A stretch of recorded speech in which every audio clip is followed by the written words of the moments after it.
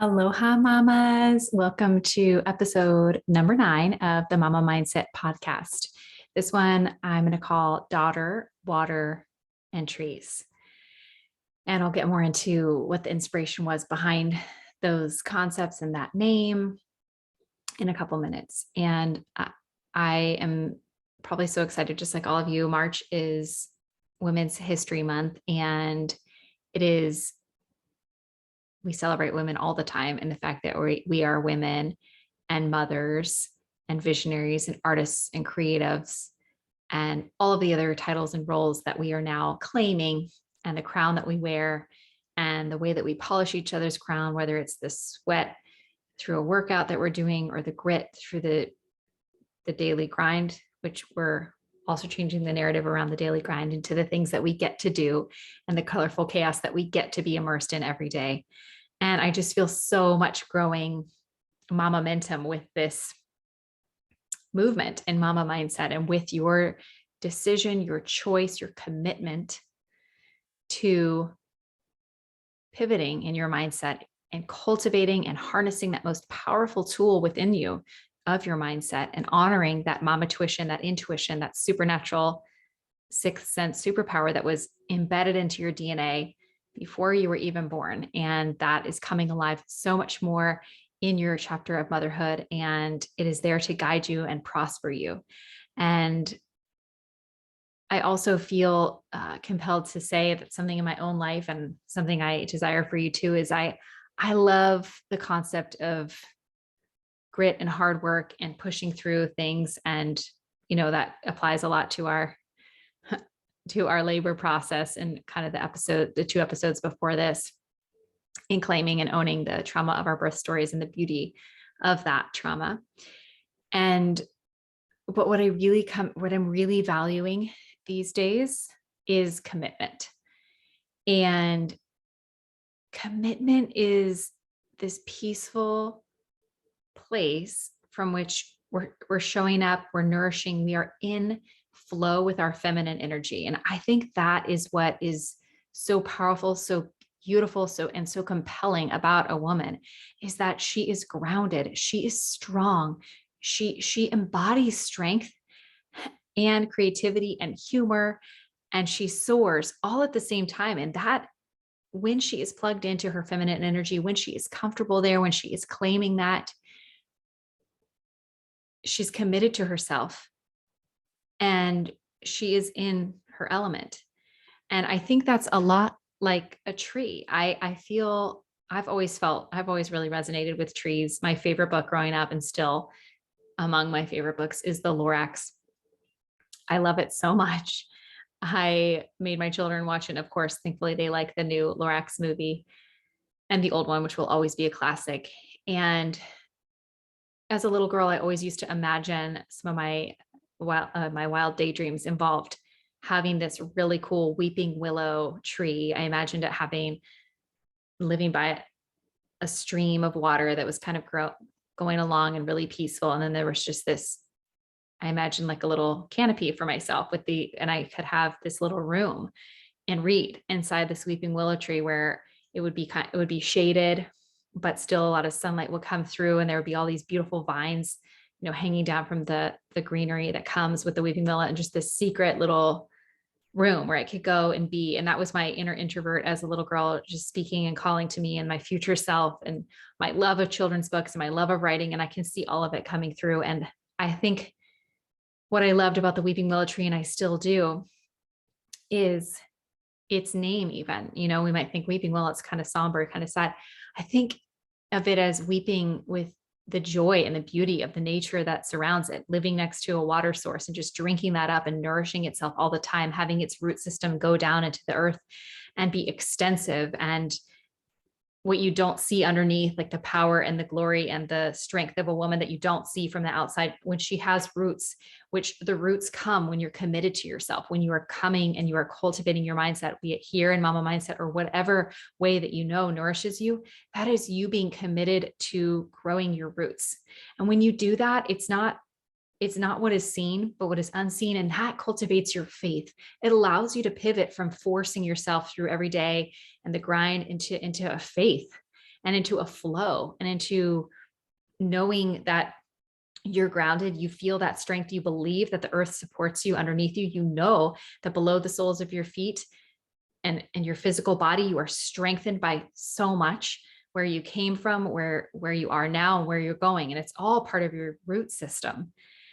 And so we often talk about our family roots and where we're from. And that is very important, to go back and look at yourself and your family constellation of origin. And we'll get into that. But I think cultivating that sense of identity of just who you are as a person, maybe it helps you to think about what tree you feel an affinity with. For me, it's definitely a weeping willow, although I love my dancing hula palm trees here in Maui. And I often stop what I'm doing. We have these 2 trees that I can see from my bedroom window, and they are majestic palm trees that come from Hana, the east side of our island. And my neighbors planted them, she told me, about 40 years ago. And they embody so much beauty. They sway and bend and flow. And I feel like I just get this private show to this hula dance that I love watching. I'll never grow tired of it, and watching the rustling of the leaves, the fronds, I should say. And every time I land back in Hawaii after being away, I feel this beautiful seduction of the palm trees dancing hula. And I imagine that they're doing it just for me, welcoming me back. And so I invite you to kind of think about what tree it is that you feel aligned with. There are so many beautiful trees in this world and all of the life that they give us. And think of that as an analogy for you, all of the life, all of the oxygen that you provide in the air in your home and to the people around you. You are life. You breathe life. You take the elements from the earth, just like in the environment around you, and you make it better every day for your children, for your significant others, for so many around you. The ripples of who you are and what you feed and what you nourish and what you inspire is amazing. You are a tree. You provide shade and solace and comfort for so many people. You are beautiful and you stand strong and people marvel at you.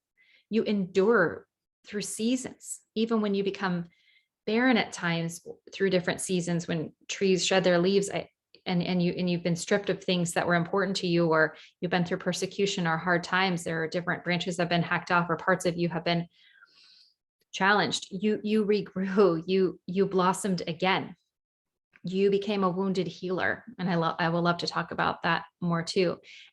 But no one ever challenged your root system, because that which was beneath the ground, that's yours. That's your sacred temple. That is what you tend to. And that, from a mindset perspective and in mama intuition and being in vertical alignment with your spiritual being and who you are, the root system and your commitment to that is a direct reflection of the reverence of the way that you treat yourself, and of the radical compassion and empathy that you can choose to lavish upon yourself. And when you nourish your own soil and water your own growth, the same way that you nourish and nurture your children, your partners, your husband, the people around you that you naturally give your love to, when you direct that upon yourself as well, in an intentional and loving and committed way,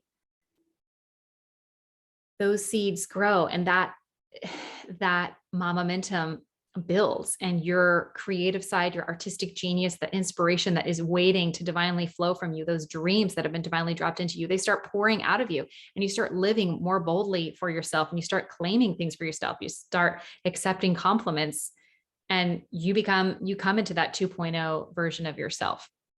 And so I'm curious to hear and imagine what kind of tree you resonate with, what kind of setting you see yourself standing in. And so just know that you are like a tree that is firmly rooted in the earth and the soil beneath you, in whatever setting you feel called to live in or imagine. And that root system is ever growing. It is prospering because of you. And then the trunk that's coming up out of the ground, and the branches from there, and the leaves and the flowers or the fruit or whatever grows on your tree, is life-giving to so many. Most notably, that you notice your children in your home and your partner, your husband, everything in your house and your intimate environment. But to so many others, your tree stands for for solidarity. And in our grove of trees, in Mama Mindset and in womanhood, and in this month of women's history, March 2022, and all of the months to come, that stand is growing ever stronger because we're committed. We're committed to watering each other as well. And when we do that, we don't feel like a lone tree. We look around and we see the trees standing tall and majestic next to us. We see the ones coming up out of the ground in our daughters. And I'm so thankful to be a mother and to get to experience raising a daughter and nurturing her and teaching her commitment to herself and boundaries around herself, and watching her flourish and watching her grow. And it's so powerful, and it's an invitation and a sacred privilege. And I'm so grateful for that. And so I recently, you know, I love children's books. I'll never stop. I feel like I can do a little reading rainbow for you guys right here. This is 111 Trees, the book. Trying to get it in screen. And it's called How One Village Celebrates the Birth of Every Girl. And if you're listening to this on audio, it's by Reena Singh, illustrated by Marianne Farrer. And I love our local library. I love children's books. As I've mentioned before, I'm writing children's books right now, and those ideas are flowing, and I'm hoping to release those into the wild. But I love children's books because for me, the inner bookworm in me, the inner child in me, is so captivated by the pictures, the illustrations, and the stories and the implications that they have. I don't think we're ever not a child who can benefit. Our inner child can always benefit from children's books. So I absolutely love reading them to my children and watching their wonder come alive. And honestly, I'm probably the most into them. We love going to the library, and I reserve books here. And anyway, so recently when we've gone to the library, it's a little bit colorful chaos, you can imagine. And there's lots of books that are we recently went, and I walked over there with our double bob a couple miles, and there were so many books being put into the stroller and the under part of the stroller and the part where they usually sit that I was like losing track of the books. And anyway, so we get home and we checked out dozens of books. And one of these was 111 Trees. And I read it, and it is the story of trees, daughters, water, and trees. And it had such a profound impact on me. And I think that is the serendipity of that is so interesting, right? When we're receptive and open and aware of things, we interpret them different. Like you would read something, or someone can tell you something a couple times, but maybe it just needs to land on you at a certain season or time of your life. That really resonates with me. I'm really big into that. And right now, this book came at such a serendipitous time about how this village in India celebrates the birth of every girl. And the 111 is the number of trees that are planted every time a little girl is born in this village. And so the story is about this man named Sundar Paliwal. And he grew up in this remote village in the more arid and dusty region of India. And he loved walking to the well with his mother as a little boy because it was his kind of sacred alone time that he got with her. He had a lot of brothers and sisters. And so he just really cherished this time with his mother, walking to the well with her every day, which was quite a walk, and getting water with her. And then they would stop in the shade of trees on the way home. And so I think that cultivated his love for trees, and how he saw that mirrored in his love for his mom. And she would ask him to help gather some wood for the fire that they would have as a family later that afternoon, evening, probably to cook and do other things related to their family everyday life. And he remembers his mom and her hot tears and her grief at night, and sorrow over the hunger that her children faced, and her desire as a mom to provide for her children. But it was also evident and apparent that he felt, the love and strength of her through all of these trials and ordeals. And tragically, at a young age, his mom was bitten by a poisonous snake, and she did not awake from her sleep the next morning. And the villagers came and took his mother away, and so he experienced that tragedy and loss at a young age of his mother, who he dearly loved and carried, and I'm sure carries with him in his heart always. And when he grew up and got married, he himself had two daughters and a son, and he celebrated and raised with his wife his two daughters and his son with equal joy and love and affection, and celebrated all of his children, these beautiful divine gifts, with equal reception. And it was hard for him to remedy in his mind, why would little girls or little boys be welcomed with different energies? And yet in his village, and perhaps in other places around the world, there is a different energy that's associated perhaps culturally or historically with the reception and the welcome and the feelings and the emotional current around a family having a girl child or a boy child. And I think in this particular region of India, historically, as in an agricultural, more agrarian society, a son signified a pair of hands that was interpreted as being very helpful in the farm and in the work that the family would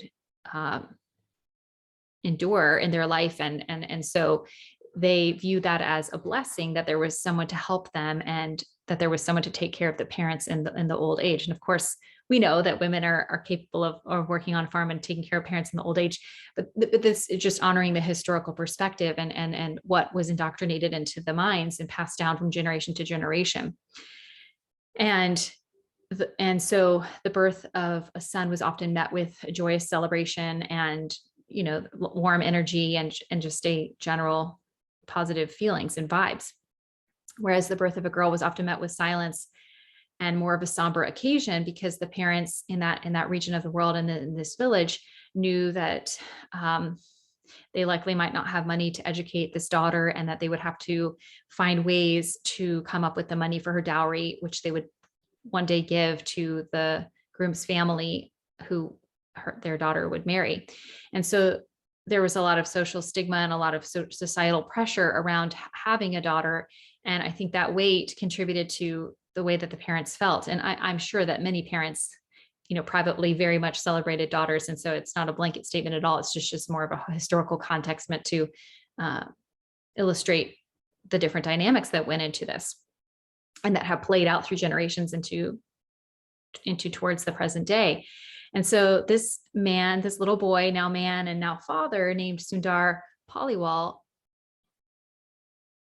worked in a marble factory in that town.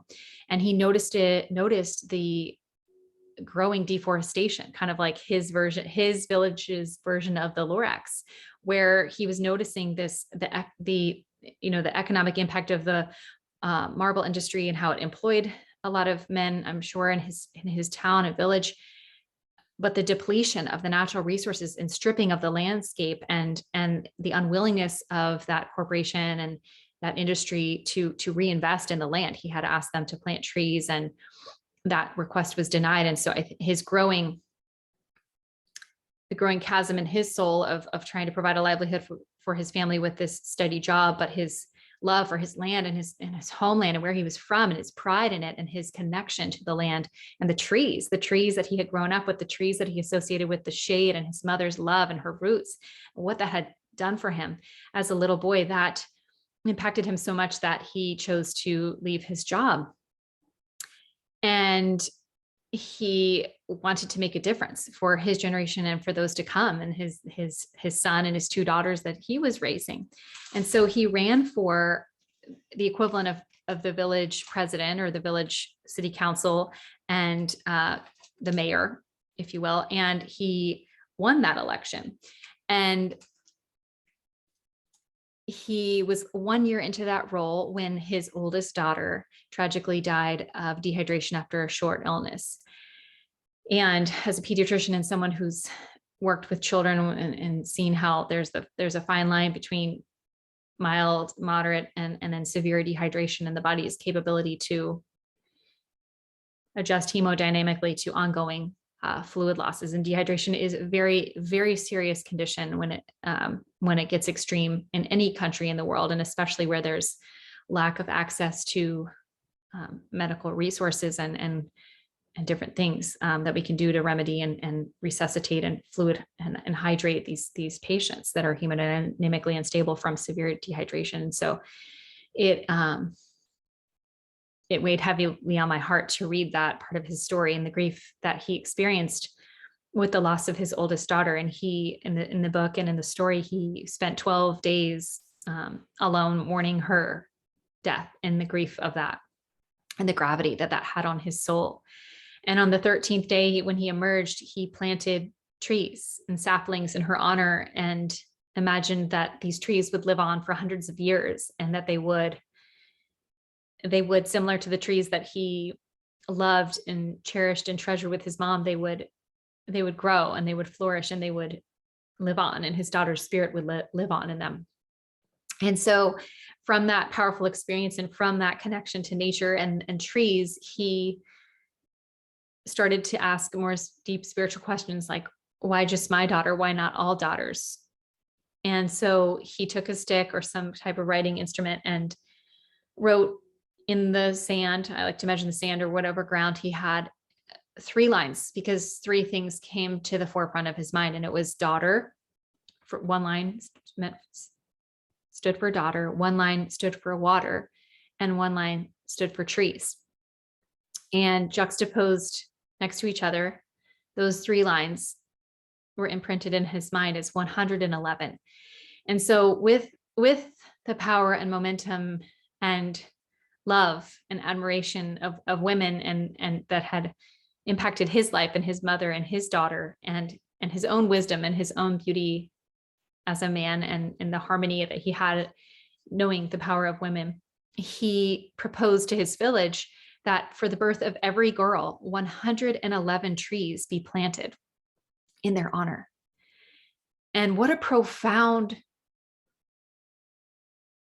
way to honor little girls and to change a cultural narrative that had been for centuries, perhaps, many generations toxic around the energy that families were allowed, societally to embody when they welcomed a little girl. And this idea, because it was so radical and such a different trajectory, such a pivot from the past, was initially rejected and just met with a lot of resistance. And that's a natural human tendency for any of us if we look back along the course of history, or women that have come before us and different movements, that the women that have helped pave the path for us as well. I also read this Little Leaders book last night that was phenomenal about, and I literally couldn't put it down. I finished it. I stayed up past midnight reading this book about Black women in the history of the US. And it blew my mind, like the things that they've done and how the path that they've helped pave for all women, and the strength and the boldness and the brilliance that they demonstrated. So I love that book too. And so he took this energy and this idea that he had with 111 and presented it to his village, and was met with that initial rejection and resistance, because it was such a foreign idea for them to change their emotional current and celebrate the birth of a daughter, much less with 111 trees. When they looked around them, they must have thought, we live in a barren, kind of deserty, arid area. Like, where is the water going to come from to nourish these trees? And so that was a natural question that came out of how is this plan going to work? And this guy had a plan for that. So Sundar Paliwal sent for some engineers from the city, and they learned how to dig trenches and harness what water and rainfall did occur to help nourish the trees. And that also in turn could be drinking water. And so slowly over time, the villagers came to resonate and accept his plan more and more. And they saw that when they did commit to planting 111 trees for the birth of every daughter in this village, women were not having to walk as far to the river every day. And they were more present and able to do things in the home and have their energy go to different spaces, which we know when women are freed up to do different things, how resourceful we can be and how much things can thrive to a new level. And the trees, the life-giving effect of the trees, there was less hunger and poverty in the village. The children were more fed. Perhaps it came from, direct fruit from the trees, but also just the flourishing and the belief and seeing that visible thriving. And we all know that greenery and nature is we're meant to exist in that. I strongly believe that when we spend too much time in, I know this happened to me working in hospitals and 90-hour work weeks. I used to beg people to tell me like what was the weather outside, because sometimes I was in places where there was no windows. And so contrary to, I think, popular belief by many people, maybe, that I wasn't riding rainbows and sliding down them with unicorns in Hawaii. I was like in a hospital, not seeing, like leaving in the morning in the dark and coming home in the dark. And still, I mean, I claim Hawaii is super beautiful, but I would just want to know what was going on outside. And I think that, and even if it was raining, I just imagined myself out splashing in the puddles. And now my son and daughter were just doing that the other day because they love the muddy puddles from Peppa Pig. But just that connection that we have with nature is so strong. And I feel like when we're too long in, could be cubicles, could be walking around in a city with 90-degree angles, things that we've created, and we've created beautiful buildings and they're fun to look at. And I love architecture, and that's all fun. The point is we are home in nature and we are meant to connect with that. And so we crave that. And this past weekend, actually, I went up to the forest up in our island. We have this beautiful forest reserve up there, and it was so peaceful. And the temperature was about 15 degrees cooler, and just listening to the wind rustling in the trees, it was just so healing and magical. And so I imagined these villagers just starting to see their land transform with these trees.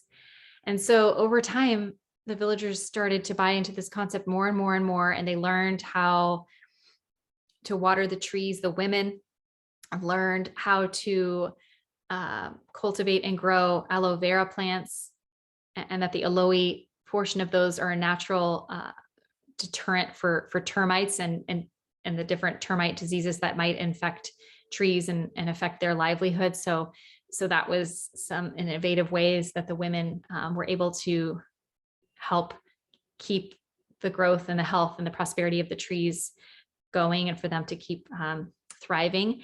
And from that industry, for the first time, maybe ever, the women in that village were able to then leverage that into making products from aloe vera and having their own source of livelihood. And again, they were presented with an opportunity, and we can see this throughout different cultures. And I find it so fascinating with the resources and the way that we're connected to the land and the ideas that women come up with when they're given that space to create. And so as these trees grew into stands, into forests, today there is a forest in this village, and the women and daughters celebrate these trees. And each year they tie sacred strings around the trees, prayer ties around the trees, to symbolize a visual symbol of their affection and dedication and connection with these trees, and the life that these trees gave them, the life that was celebrated when they were born, and that they are daughters of this land. They are celebrated with the roots that they put down, and the blossoming and growth and strength that comes up and out of the ground. And it's just a beautiful story of 111 trees that are planted, and that in this village that changed their ways of thinking. And it was honored by the Indian government in 2007 for a model village, and the way that they chose to pivot from the narrative of the past, and to choose to celebrate girls, and what that did for their village, and how it brought their village into modern times. Not that I'm sure they still have their struggles, as we all do, but it helped combat poverty and a land that was deforested and struggling, and it brought it back to prospering, and it brought back birds and animals that had left, because now they have this thriving habitat to live in. And it connected families again, whether those parents were divinely chosen to have a son or a daughter, was something that they could celebrate with joy. And they also, in the village at the same time as this was happening, and often this happens when we're willing to go into the unknown, this man, as the mayor of the town, he challenged the parents of girls to sign papers to signify their commitment to wait until age 18 at least, to marry their daughters, and so that their daughters would go to school and have an education, and they would not be married often in childhood marriages, which could happen at younger ages. And so the effect of these trees, daughter, water, and trees, these three elements, and how they're intricately combined and how they've woven into this beautiful braid of this trinity of triumph in this village, was just, it impacted me so much. I read the book several times today, and it's a beautiful story of the harmony of men and women, and what can happen when we choose to celebrate women.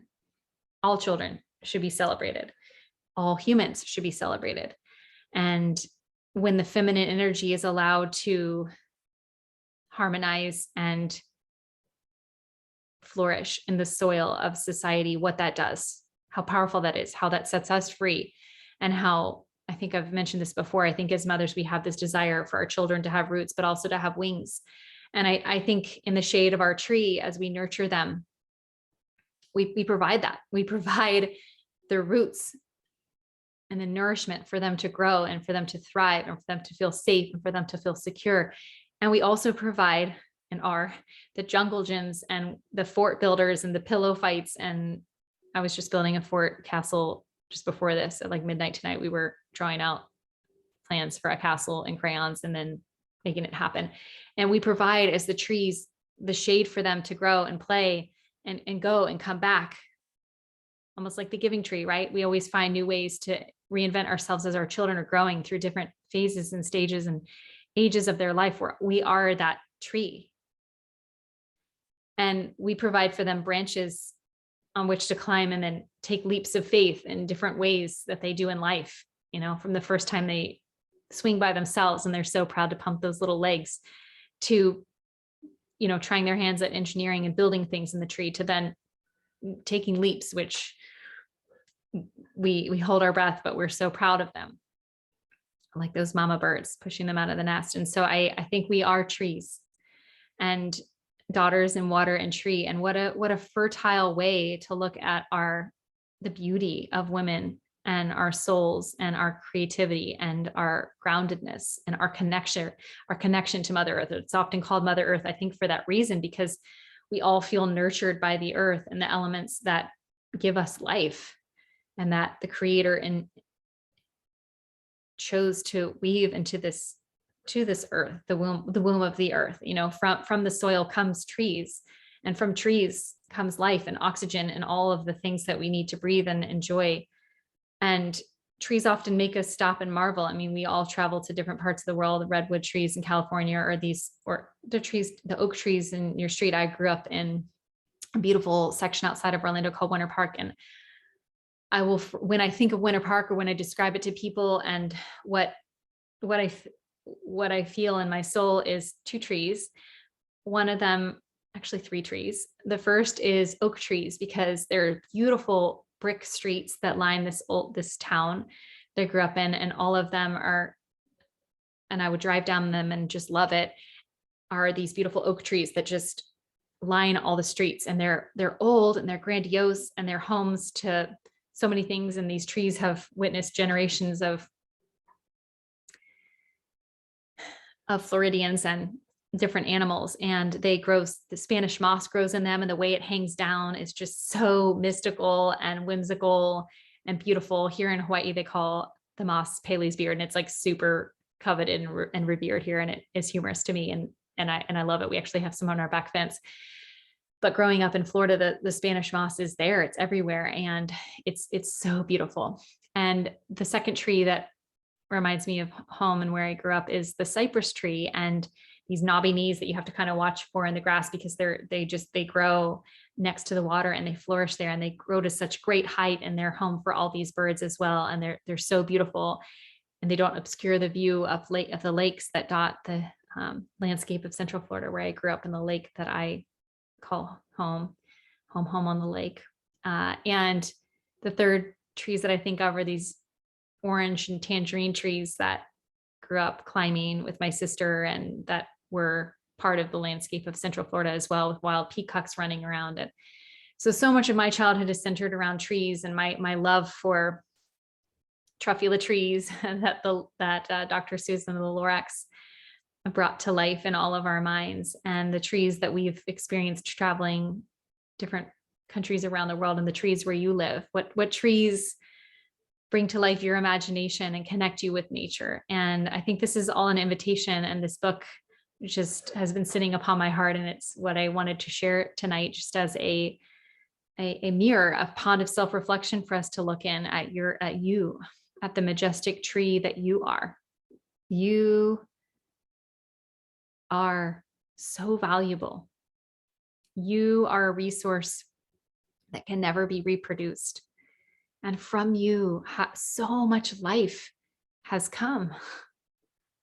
And choosing now at this pivotal moment in your life and who you are as a woman, as a visionary, as an artist, as a daughter. How are you watering yourself, your tree? How are you coming into alignment with those three aspects of yourself as a daughter and water and a tree? And I leave that in the fertile soil of your mind and your imagination.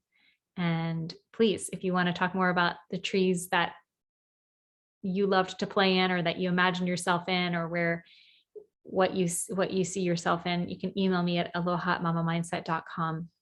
And I have so much love for you, Mama. I am grateful to be in a stand of majestic trees that provide shade, solace, inspiration, comfort, nourishment, air, breath, life to many, to the world. And that's what women do. That's what you do. That's what I'm doing. And we are here in this forest together. And I will gladly help nourish you, as I know that you will do for me and for all of those in your life. So continue growing from your roots all the way to the shoots that come out from your branches. You are beautiful. You are divine. You are blessed. And I'm so excited to see how you continue to grow. Aloha, Mama.